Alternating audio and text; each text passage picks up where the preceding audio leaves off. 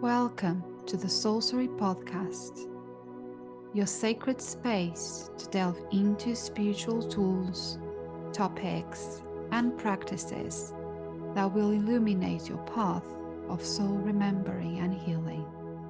I'm your host, Lígia Costa, a soul guide, alchemist, soul writing coach, and the creator of the Trust Pathway.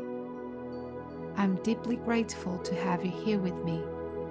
Together, we will embark on a profound exploration of self-discovery and healing, unlocking the secrets that lie within. Hello and welcome back to another episode of the Soulcery Podcast. I'm Lígia Costa, and today we are going to talk about something that's deeply important when it comes to our own self-healing and connecting with our true essence, and is how to discern your inner guidance from emotional chaos, and most importantly, how to quiet that chaos so you can hear your inner voice clearly. And whether you are navigating some emotional ups and downs, storms maybe at the moment, or you're just feeling a little off, this episode will guide you through understanding and assessing your intuition. You know, that inner knowing that often gets lost in the noise of emotions.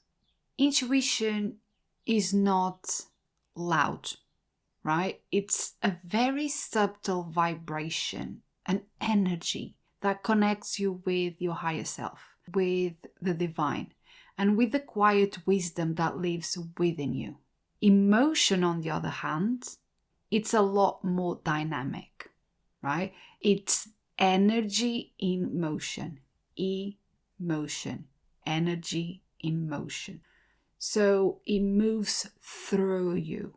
And when it's unchecked, it can feel like a storm, okay? If you are too caught up in the storm that is, those heavy emotions, you might only hear that thunder, that storm, that heavy rain, that chaos, that noise that the storm brings, and not the actual gentle voice of your inner guidance. But the thing is, your intuition is always there.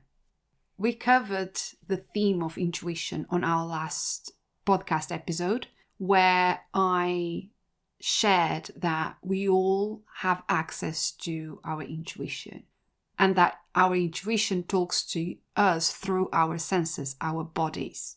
So if you think about that, your senses are always with you, right? You are always constantly smelling and touching and seeing things and hearing things.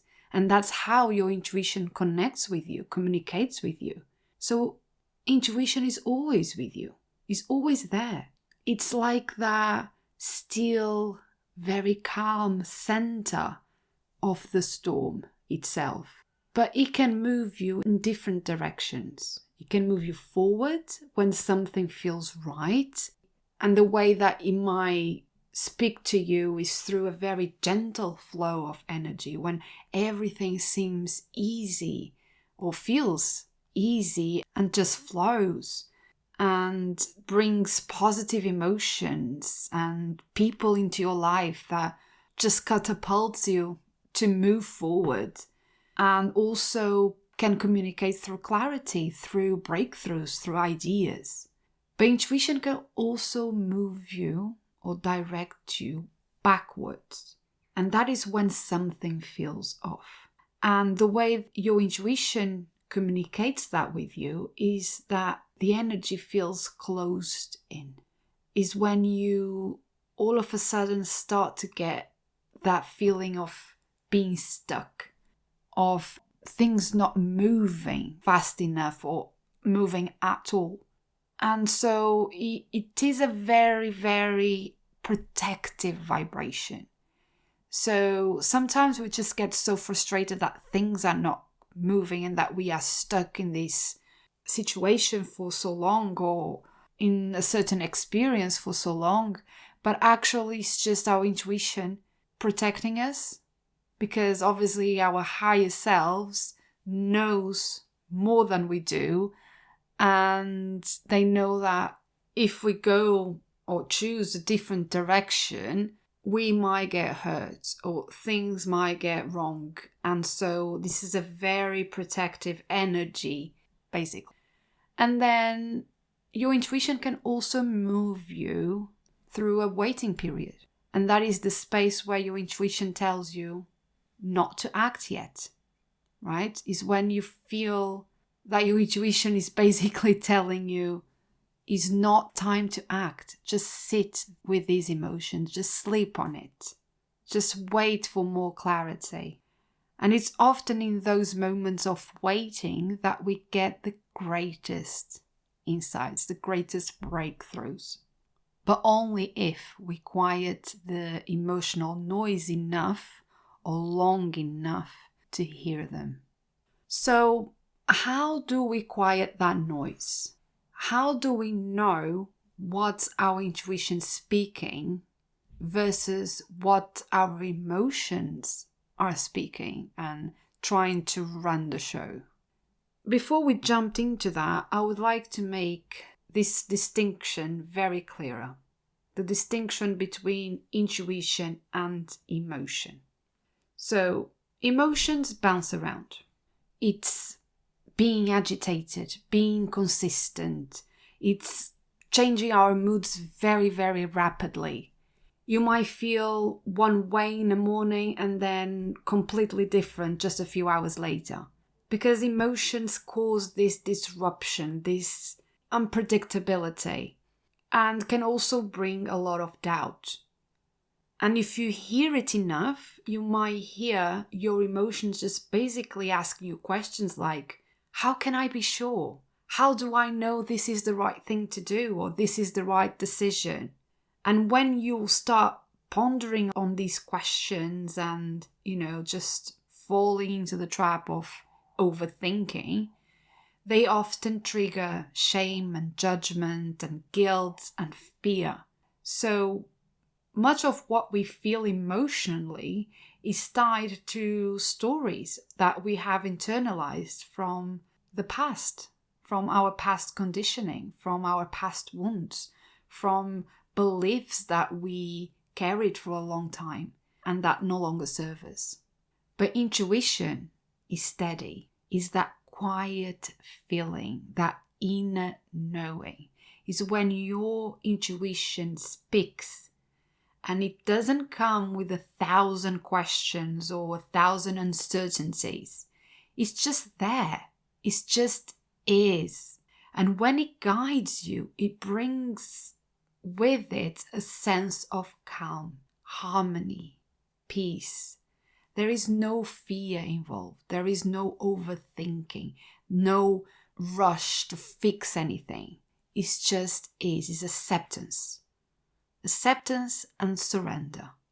So how do we tap into that intuition when we are overwhelmed by our emotions? How do we clear that space to hear our inner voice? And I would like to share with you 5 techniques that can help you to do just that. So the first step, and perhaps the most important, is to ask yourself if you truly want your intuition to guide you, right? Or are you just simply hoping that your intuition will agree with what you already decided? And this is a very important one because I feel most of us, at some point or another, we fell into this trap. The trap of we ask guidance, and might be that we ask through journaling. It might be that, we just ask out loud. Or it might be that we pull a card, or we are doing a reading for ourselves, or we're doing a moon ritual, whatever that is. And we ask for signs and we ask for guidance. But we have in mind already the answer that we want, the decision that we want, and how it will work out, right? So we have to be very honest with ourselves and first and foremost, we need to ask yourselves if we are truly deeply open for our intuition to guide us, or just to agree with the decisions that we already made. Because sometimes we think we want guidance, but what we really want is validation. We want our intuition to tell us what we want to hear, not exactly what we need to hear, right? And true guidance might take you in a different direction. So sit with that. Sit with this inquiry. Are you really available to be led by your inner voice? Are you really open to receive guidance from your intuition? Or are you just seeking validation? The second technique or step that I would like to share is to name your fears out loud. And this is important because when uncertainty creeps in, it brings along a lot of stress, a lot of worry, a lot of emotional chaos. And one of the best ways to start sort of decluttering that chaos is to name your fears. And name them out loud. Don't be scared of doing that. What are you afraid of right now? And I would like to invite you to name 2 or 3 things that you feel are holding you back, that you feel scared of. And when you do that, you'll start to realize that it's not the fear itself that is holding you back, but it's the hiding from that fear. It's not acknowledging the fear. And when we don't acknowledge, when we don't honor these very valid emotions of being scared and worried, that blocks our access to our intuition. So once you've named it, take a moment to notice your surroundings. Look at something that it's in front of you and remind yourself, I am okay right now. I'm safe. It might not feel too much, but this simple practice really allows you to move that fear along rather than letting it sit and cling on to you. The third step is to acknowledge any other emotional blocks that you may have. In this technique, I would invite you to name all the things that you are angry about, or things that you feel jealous or insecure about.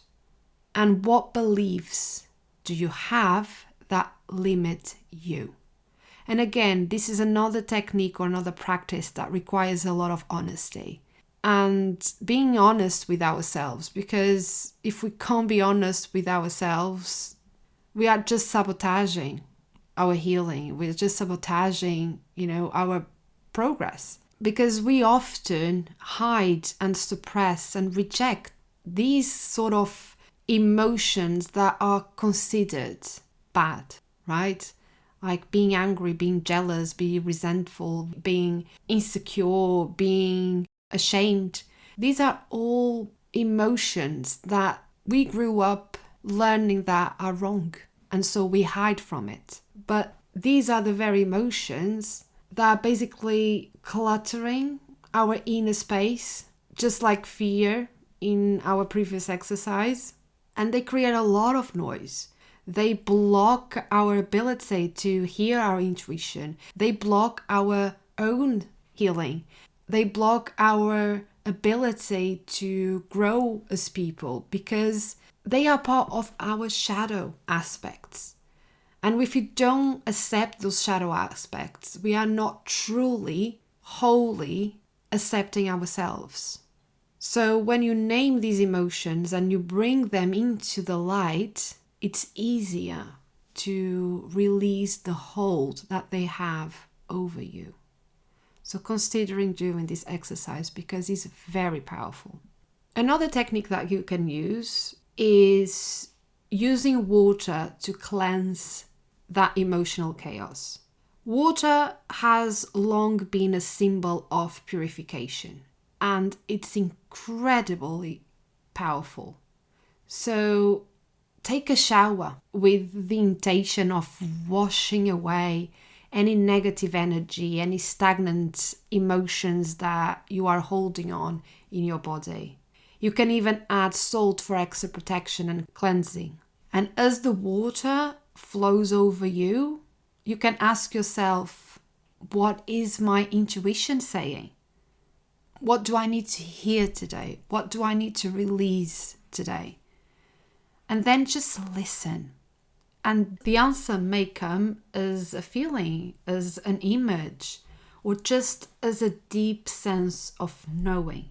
And if it's your intuition speaking, you will feel an immediate sense of calm and alignment. It will feel true to you. And finally, the last technique is that in your daily life, when you are faced with a decision or a moment of uncertainty, is to remove yourself from the chaos. Is to step away from the environment and from other people's energies and to create space for stillness. Ask your soul directly, out loud, what do I truly want to know?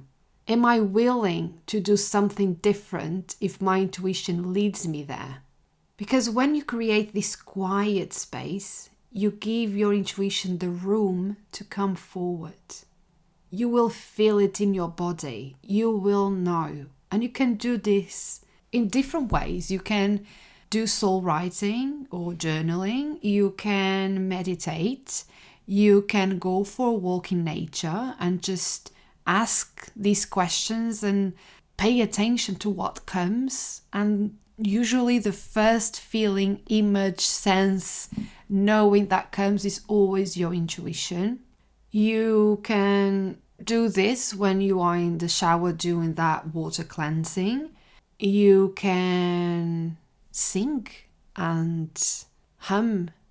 It's just creating that space for stillness when you are with yourself, when you are just with your own energy, giving yourself that space to let the intuition speak, come forward, and then see how it translates in your body. How does it feel in your body? Now, one thing I would like to stress before I finish this conversation is that connecting with your intuition is not about shutting down your emotions, okay? Because they are a part of you. All emotions that you feel, they need to be honored. They are valid and they are part of you. But it is about learning to discern what is the difference between the noise that comes from that emotional chaos and the quiet wisdom that comes from your inner voice. And hopefully these 5 techniques will help you calm that storm so that you can hear that still and that whisper that guides you towards truth and alignment and healing. And when you're doing any intuitive work like this, it's always important to remember to drink plenty of water after you do any of this work, because water is life and it helps you to stay grounded and clear and connected to your wisdom. Before I love you and leave you, I will pull a card from the Trust Journaling deck. And the card I pulled is from the Truth Suite. And the soul inquiry is, what do I need to learn about myself right now? What do I need to learn about myself right now? And the soul inquiry is, I'm becoming closer to the best version of myself. I hope you have enjoyed this conversation. Let me know if you try any of these techniques. Let me know how you get on with it. And thank you so much for listening. And I will see you on the next one. Thank you for listening to the Soulcery Podcast and for holding space for this conversation.